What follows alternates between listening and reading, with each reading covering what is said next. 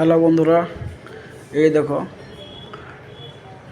আমরা হোমগড় থেকে বাড়ি আসছি।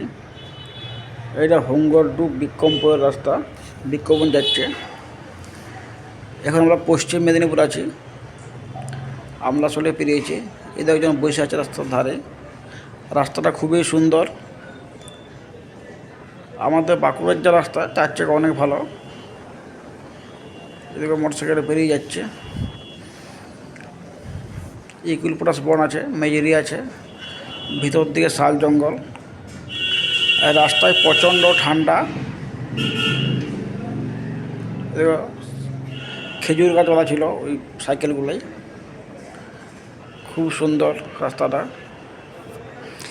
আবার পুরো ফাঁকা রাস্তা, নির্ভয়ে যাওয়া যাচ্ছে।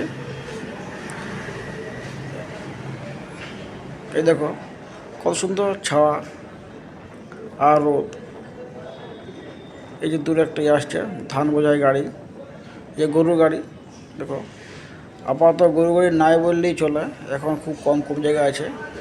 এটা পিক আপে চলে গেলো। এই দেখো সামনের দিকে আসছে, আবার সাইকেলে আসছে, একটা বড় লরি আসছে। তো রাস্তাটা খুব সুন্দর, অসাধারণ সুন্দর রাস্তা। আমার এদিকে রাস্তা নাই বললেই চলে। এখন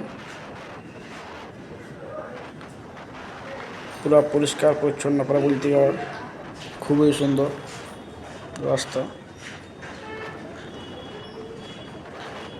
এটাই শর্টকাট, পরিষ্কার পরিচ্ছন্ন রাস্তা। এবার রাস্তায় ভিড় নেই বললেই চলে। দেখতে পাচ্ছ কত লোকসংখ্যা কম।